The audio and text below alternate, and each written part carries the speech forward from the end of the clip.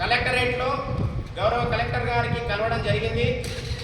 విషయం ఏంటంటే medical college, engineering college, court భవనాలకు సంబంధించినటువంటి పొలాలు ఏవైతే ఉన్నాయో అవన్నీ కూడా మా యొక్క శ్రీనివాసపురం, నాగవరం రైతులవి.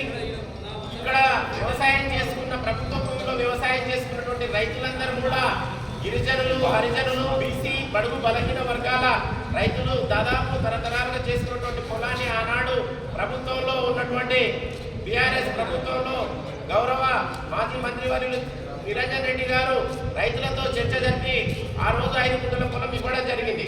ఆనాటి కలెక్టర్ గారు తేజాస్ నందలాల్ గారు అట్టి పట్టాలను కలెక్టర్ గారి చేతుల మీదుగా ఇదే కలెక్టరేట్లో తీసుకోవడం జరిగింది.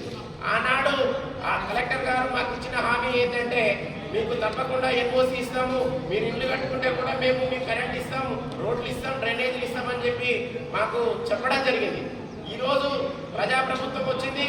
సీఎం రేవంత్ రెడ్డి అన్న గారి నాయకత్వంలో చాలా చక్కగా పరిపాలన సాగుతూ ఉంది. అదేవిధంగా వనపర్తి నుంచి planning board vice chairman doctor Jillela Chinnareddy గారు ప్రాతినిధ్యం వహిస్తున్నారు. అదేవిధంగా స్థానిక శాసనసభ్యులు పెద్దలు మేఘారెడ్డి గారు ఇక్కడ ఎమ్మెల్యేగా ప్రాతినిధ్యం వహిస్తున్నారు. కనుక మా యొక్క రైతుల సమస్యలు తప్పకుండా వారి దృష్టిలో కూడా పెట్టడం జరిగింది. ఖచ్చితంగా ఎన్ఓసి అది త్వరలోనే వచ్చేసి ప్రజాప్రభుత్వంలో మాకందరికీ న్యాయం జరుగుతుందని ఈ రైతుల పక్షాన వేడుకుంటున్నాం, కోరుతున్నాం. ఎంత తొందరగా వీలైతే, ఎందుకంటే ఇందిరమ్మ ఇండ్లు చాలా మందికి శాంక్షన్ అయినాయి, స్థలాలు లేవు, వాళ్ళు ఇల్లు కట్టుకునే పరిస్థితి ఉంది. కాబట్టి తొందరగా విద్యుత్తు, రోడ్లు, డ్రైనేజీలు కూడా పూర్తి చేసి రైతులకు, ప్రజలకు ఇబ్బంది కలగకుండా చేయాలని కోరుకుంటున్నాం.